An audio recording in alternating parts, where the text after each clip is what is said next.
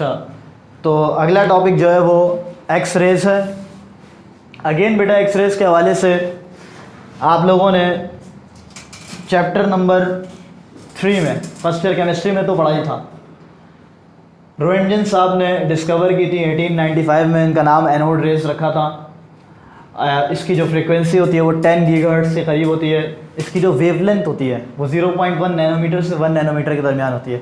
X raise के ऊपर हमने चैप्टर नंबर 9 में भी बात की थी, जब हम इसकी डिफ्रैक्शन देख रहे थे, और मैंने कहा था कि बेटा इसकी वेवलेंथ बहुत छोटी होती है, आपके सामने 0.1 नैनोमीटर से 1 नैनोमीटर के दरमियान होती है। यही वजह है कि जब हम एक्सरे करते हैं तो इसकी वेवलेंथ इतनी कम होती है, वो हमारी बॉडी टिश्यूज़ में से पेनिट्रेट करके बोन्स से रिफ्लेक्ट करती है और फिर वापस आ जाती है, फिर उसकी इमेज ले ली जाती है, जिसकी वजह से हम अब चीज़ों का, इंसानों का, जानवरों का या डिफरेंट एलिमेंट्स का एक्सरे ले सकते हैं।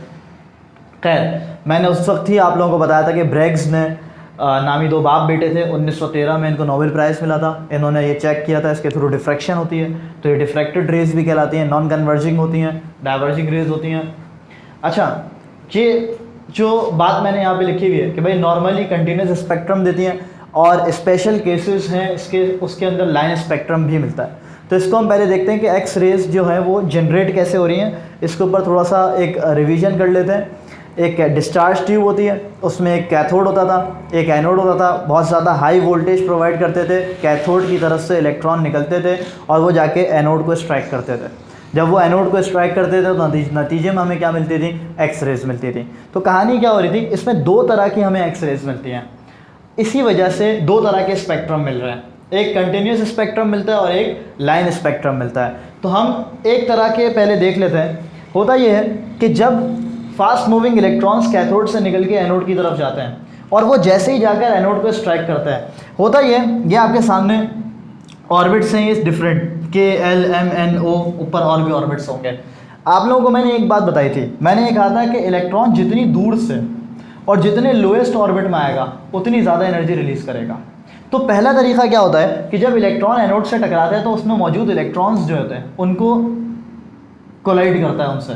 जब उनसे कोलाइड करता है तो वो इलेक्ट्रॉन ऑर्बिट से क्या हो जाते हैं? रिमूव हो जाते हैं। Let's suppose fast moving electrons जा रहे थे, उनमें से कोई एक इलेक्ट्रॉन इस इलेक्ट्रॉन से टकराया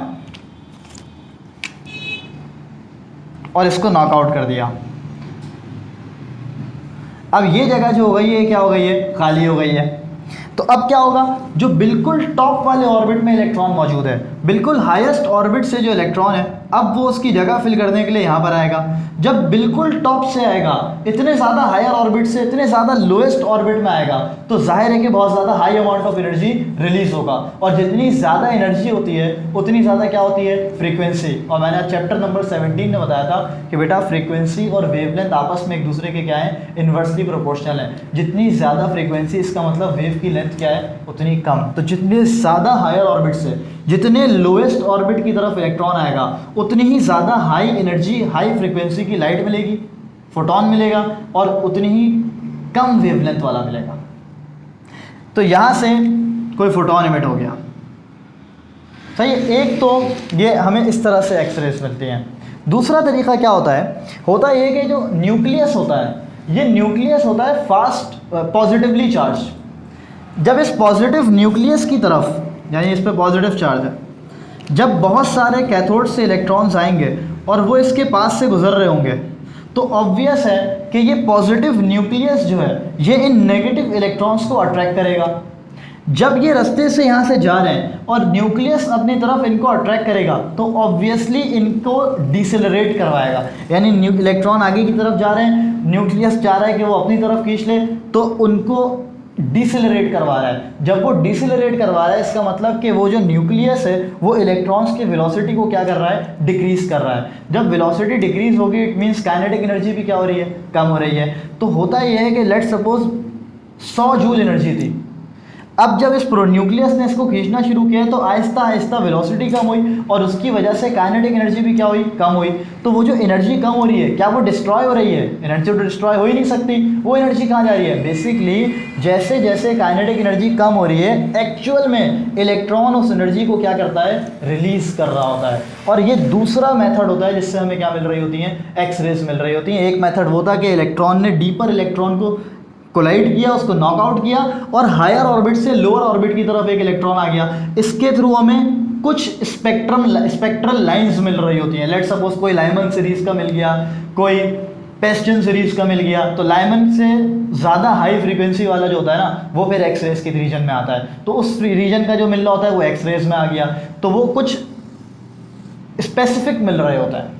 लेकिन यहाँ क्या हो रहा होता है, यहाँ जब वो न्यूक्लियस के पास से गुजर रहा होता है, न्यूक्लियस मुसलसल उसकी एनर्जी को क्या कर रहा होता है, कम कर रहा होता है। जब न्यूक्लियस मुसलसल उसकी एनर्जी को कम कर रहा होता है तो मुसलसल एक एनर्जी रिलीज़ करता रहता है। तो हो सकता है पहले एक अमाउंट एनर्जी का रिलीज़ किया, फिर उससे कम रिलीज़ किया, फिर उससे कम रिलीज़ किया। इस तरह होता क्या है, इस तरह हर रीजन की लाइट इमिट कर देता है। वो विजिबल रीजन भी आ जाता है, अल्ट्रा वायलेट भी आ जाता है, एक्स रेज का भी आ जाता है, इंफ्रारेड भी आ जाता है। जब हर रीजन की लाइट इमिट होगी तो जो स्पेक्ट्रम मिलेगा वो कैसा होगा, कंटिन्यूस होगा। और जब किसी स्पेसिफिक रीजन की लाइट मिलेगी हमें, लेट सपोज मैं आपसे कहता हूँ बिल्कुल इसको समझने के लिए कि विबग्योर जैसे है। अब अगर मैं कहता हूँ कि कोई ऐसी ट्रांजिशन हुई जिसके अंदर मुझे रेड कलर की लाइट मिली, तो मुझे यहाँ पे रेड लाइट लाइन मिल जाएगी। उसके बाद कोई ऐसी ट्रांजिशन हुई जिसके अंदर मुझे ब्लू लाइन मिली, तो ब्लू मिल जाएगी। तो बीच में क्या होगा, बीच में अंधेरा होगा। जब बीच में अंधेरा होगा तो मैं कहूँगा कि ये कौन सा स्पेक्ट्रम है, ये लाइन स्पेक्ट्रम होता है, जिसके अंदर कोई हमें वेवलेंथ मिल रही होती है, कोई वेवलेंथ हमें नहीं मिल रही होती है। लेकिन जब ये न्यूक्लियस के पास से गुजर रहा होता है तो वो कंटिन्यूसली क्या होती है, उसकी एनर्जी डिक्रीज हो रही होती है और वो एनर्जी इमिट करता है हर वेवलेंथ की। जब वो हर वेवलेंथ की इमिट करेगा तो ये गैप्स नहीं आएंगे। जब ये गैप नहीं आएंगे तो एक कंटिन्यूस स्पेक्ट्रम मिलता है, जो कि मैंने ब्लैक बॉडी पढ़ाते हुए बताया था कि ब्लैक बॉडी मुसलसल कौन सा स्पेक्ट्रम इमिट करती है, कंटिन्यूस स्पेक्ट्रम इमिट करती है। खैर, तो ये दो तरह के थे, याद रखिएगा। ये जो कंटिन्यूस स्पेक्ट्रम है ना, इसको ब्रह्मस्ट्राहलन कहते हैं, ब्रेकिंग रेडिएशन। ब्रह्मस्ट्राहलन का मतलब होता है ब्रेकिंग रेडिएशन, ये वाला पार्ट कि स्पीड ब्रेक होती है, उसकी वजह से जो रेडिएशन निकलनी है उसको ब्रह्मस्ट्राहलन कहते हैं। और लाइन स्पेक्ट्रम मैंने आपको बता दिया। एक और बात याद रखिएगा, अगर एल ऑर्बिट से इलेक्ट्रॉन के में आ रहा है तो जो फोटोन रिलीज होगा इसको मैं कहूँगा एल अल्फा, सॉरी के अल्फा। अगर एम ऑर्बिट से के ऑर्बिट में आ रहा है तो मैं इसको कहूँगा के बीटा। अगर एन ऑर्बिट से आ रहा है के में तो मैं इसको कहूँगा के गैमा। यानी बिल्कुल ऊपर वाले ऑर्बिट से आ रहा है तो अल्फ़ा लगा देंगे, जिसमें आ रहा है उसके सिंबल के साथ। यानी के में एल से आ रहा था ना तो के अल्फ़ा कह दिया, एम से के में आया ऊपर के ऊपर वाले से तो बीटा लगा दिया, और फिर उसके भी ऊपर वाले से आएगा तो क्या लगा देंगे, गैमा लगा देंगे। इसी तरह अगर मैं कहता कि भाई इलेक्ट्रॉन आ रहा है एम से एल में, तो जो फोटोन इमिट होगा उसको मैं क्या कहूँगा, उसको मैं कहूँगा एल अल्फ़ा। फिर अगर इसके भी ऊपर वाले से आ रहा है एल में ही तो मैं कहूँगा एल बीटा, और फिर इसके भी ऊपर वाले से आ रहा है तो मैं क्या कहूँगा, एल गैमा। तो ये मैंने एनटीएस के पास पेपर में सवाल देखा था, उन्होंने इस तरह से सीक्वेंस दी हुई थी कि कौन सी सीक्वेंस इसमें से सही है, तो इस तरह से सवाल कर लिया था। इतनी सी बारीक सी चीज़ थी, एक जगह पे बुक में लिखी हुई है, लेकिन उसमें सवाल कर लिया। जिनको पता था उन्होंने सही कर लिया, जिनको नहीं पता था वो गलत कर गए। इसके अलावा लास्ट टॉपिक जो कि हम चैप्टर नंबर 18 में से अब कर रहे हैं, और वो है लेज़र। अगर आप लोगों ने अपने सेकेंड ईयर में लेज़र नहीं पढ़ा ड्यू टू लॉकडाउन या जो भी इश्यूज़ थे उनकी वजह से आपका वही चैप्टर रह गया है, तो अभी भी मौका है, आप इसको समझ सकते हैं। मैं बहुत ऊपर से लेकर नहीं जाऊँगा, बेसिक ले आके समझा देता हूँ ताकि आप लोगों के वो मसाइल हल हो जाएं कि भाई ये चैप्टर तो हमने बिल्कुल भी नहीं पढ़ा हुआ। सबसे पहली चीज़ तो ये कि वही लेज़र लाइट है जो कि आप घरों में से दूसरों के ऊपर बाहर मार रहे होते थे, कभी फ्लैट में से किसी को नीचे मार रहे हैं, या कभी किसी दुकान के बाहर आपने देखा कि वो लेज़र लाइट ग्रीन कलर की निकल रही है, वो पब्लिसिटी के लिए होती है, मार्केटिंग के लिए होती है, अट्रैक्ट करने के लिए लोगों को। पर ये जो लेज़र लाइट निकल रही है उसी लेज़र लाइट की बात होती है। कभी लेकिन आपने सोचा नहीं होगा कि इस लेज़र को जो हम एक लेज़र लफ्ज़ कह रहे हैं इसकी पूरी एक एब्रिविएशन मौजूद है। तो बेटा लेज़र जो है एल से लाइट है, amplification by stimulated emission of rays. इस पूरी चीज़ का जो मैंने यहाँ पे लिखा हुआ है, इसका मतलब अगर आपने अभी लेज़र नहीं पढ़ा हुआ है अपने सेकेंड ईयर में तो आपको अभी नहीं समझ आ सकता, लेकिन at the end of this topic आप इस चीज़ को समझ जाओगे कि इस चीज़ का मतलब क्या है। ठीक है, सबसे पहली चीज़ तो ये कि इमेजन कितनी तरह की होती हैं। इमेजन होती हैं दो तरह की, एक कहलाती है स्पॉन्टेनियस इमेजन और एक कहलाती है स्टिम्युलेटेड इमेजन। यानी आपने आज तक बचपन से ये क्या पढ़ा था कि भाई जब भी इलेक्ट्रॉन को आप लोअर ऑर्बिट में एनर्जी दोगे तो इलेक्ट्रॉन उस लोअर ऑर्बिट से हायर ऑर्बिट में जाएगा और फिर थोड़ी देर बाद वो वापस लोअर ऑर्बिट में आ जाता है, और जितनी एनर्जी उसको आपने दी होती है उतनी एनर्जी वो वापस क्या कर देता है, रिलीज़ कर देता है। पहली चीज़ तो ये स्पॉन्टेनियस इमिशन कहलाती है, आपने हमेशा देखी है। एनर्जी एब्जॉर्ब की, हायर ऑर्बिट में गया, कितनी देर बाद वापस आया, 10⁻⁸, तकरीबन 10 नैनो सेकेंड्स के बाद, यानी इतना कम टाइम जो आप मेजर भी नहीं कर सकते, इतने टाइम में इलेक्ट्रॉन वापस नीचे आ जाता है। जितनी एनर्जी एब्जॉर्ब की होती है उतनी ही एनर्जी क्या कर देता है, रिलीज़ कर देता है। तो ये काम। स्टिमुलेटेड इमिशन में क्या होता है, स्टिमुलेटेड इमिशन में क्या है कि आप पहले एक फोटोन देते हो, इलेक्ट्रॉन लोअर ऑर्बिट से कहाँ चला जाता है, हायर ऑर्बिट में चला जाता है। हायर ऑर्बिट में ही आप क्या करते हो, उसको एक और फोटोन देते हो। तो आपके जहन में ये होगा कि भाई एक बार फोटोन दिया था तो ऊपर चला गया, दोबारा फोटोन देंगे और ऊपर जाएगा, फिर फोटोन देंगे ऊपर ही जाता रहेगा। लेकिन ऐसा नहीं होता, एक दफ़ा फोटोन दिया आपने, ऊपर आ गया है। अगर उसके नीचे आने से पहले ही आपने एक दफ़ा और उसको फोटोन प्रोवाइड कर दिया तो वो लाजमी नीचे आएगा, अब उसी वक्त नीचे आ जाएगा। यानी एक टाइम है, उसके बाद उसको नीचे आना है, जो कि मैंने आपको बताया इतना है। लेकिन अगर आपने इससे पहले ही इसको एक और फोटोन दे दिया तो अब क्या होगा, ये उसी वक्त नीचे आएगा, लेकिन इस बार कितने फोटोन इमिट करेगा, 2 फोटोन इमिट करेगा। एक जो वो पहले एब्जॉर्ब करके गया था, एक जो आपने बाद में दिया। ये स्टिमुलेटेड इमिशन कहलाती है, ज़बरदस्ती। यानी ये खुद से हो रही थी, 10⁻⁸ सेकंड तक वो रुका, वापस नीचे आया, जो लाइट एब्जॉर्ब की थी वो वापस इमिट कर दी। ये आपने जान के खुद से इमिशन कराई, स्टिमुलेटेड इमिशन कराई। क्या फ़ायदा मिल रहा है, क्यों कर रहे हैं ये, इसका फ़ायदा आपको यहाँ प्रिंसिपल में इसके समझ आएगा। एक होता है ग्राउंड स्टेट, जिसमें इलेक्ट्रॉन मौजूद होता है।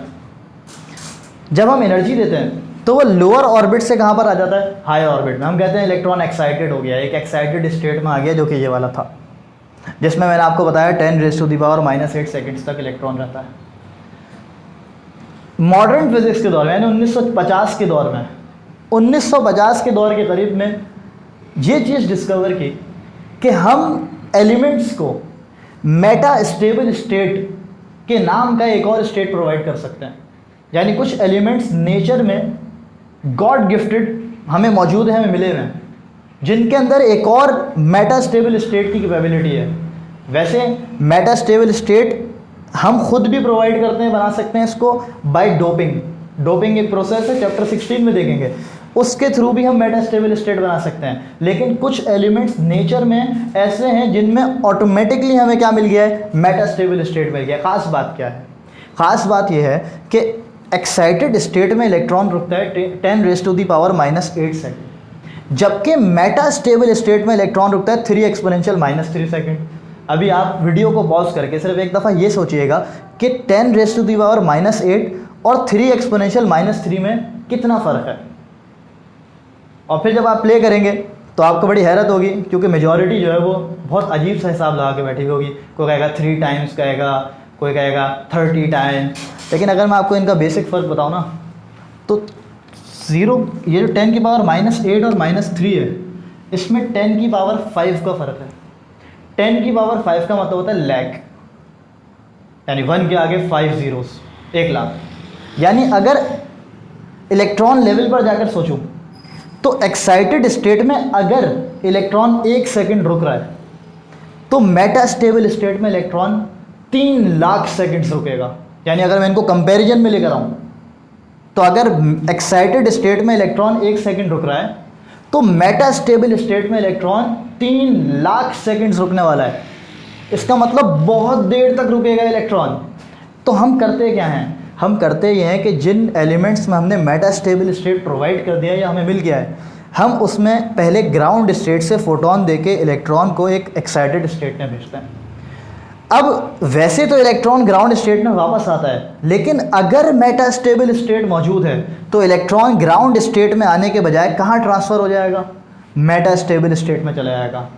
अब यहाँ से तो बहुत जल्दी, लेट सपोज 1 सेकंड गुजरा, यहाँ पर आ गया, लेकिन यहाँ पर ये इलेक्ट्रॉन कितने टाइम रुकने वाला है, 3 लाख सेकंड तक रुका रहेगा।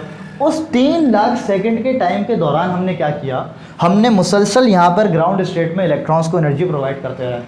तो बहुत सारे इलेक्ट्रॉन्स हर 1 सेकंड पर एक्साइटेड स्टेट में जाके कहाँ पे जब जाते रहे, मेटास्टेबल स्टेट। तो एक वक्त आएगा जहाँ पे जितनी भी इलेक्ट्रॉन की पॉपुलेशन है वो इन्वर्ट होकर कहाँ पहुँच जाएगी, मेटास्टेबल स्टेट में, यानी यहाँ पे बहुत सारे इलेक्ट्रॉन जमा हो जाएंगे। इसको हम कहते हैं पॉपुलेशन इन्वर्जन। अब हमने सारे इलेक्ट्रॉन्स को कहाँ जमा किया हुआ है, मेटास्टेबल स्टेट में। हर एक इलेक्ट्रॉन के पास कितने फोटोन होंगे, 1, क्योंकि हमने हर एक इलेक्ट्रॉन को 1 फोटोन दिया था, वो उसने फोटोन एब्जॉर्ब किया था और एक्साइटेड स्टेट में आके और फिर मेटास्टेबल स्टेट में चला गया था। अब क्या करेंगे हम अपने स्टिमुलेटेड इमिशन वाली टेक्निक यूज़ करेंगे। हमने यहाँ पर 1 फोटोन प्रोवाइड कर दिया एक इलेक्ट्रॉन को। जैसे ही वो फोटोन इलेक्ट्रॉन को दूंगा, वो इलेक्ट्रॉन नीचे आएगा। 1 फोटोन वो पहले से लेकर गया था, 1 हमने दिया, तो वो 2 फोटोन इमिट करेगा। जब वो 2 फोटोन जाकर किसी 2 इलेक्ट्रॉन्स को यहाँ पे टकराएंगे, तो वो 2 इलेक्ट्रॉन्स भी कितने फोटोन इमिट करेंगे, 2 और 2 4। वो 4 फोटोन जाके जब 4 इलेक्ट्रॉन से टकराएंगे तो वो 8 फोटोन इमिट करेंगे, और वो 8 जब जाके 8 से टकराएंगे तो 16। इस तरह एक पूरी चेन बन जाएगी। जब इतने सारे फोटोन्स मिलेंगे और सबको एक जितनी एनर्जी दी थी और वो सब एक ही जैसी एनर्जी रिलीज़ कर रहे हैं, यानी एक जैसी वेव।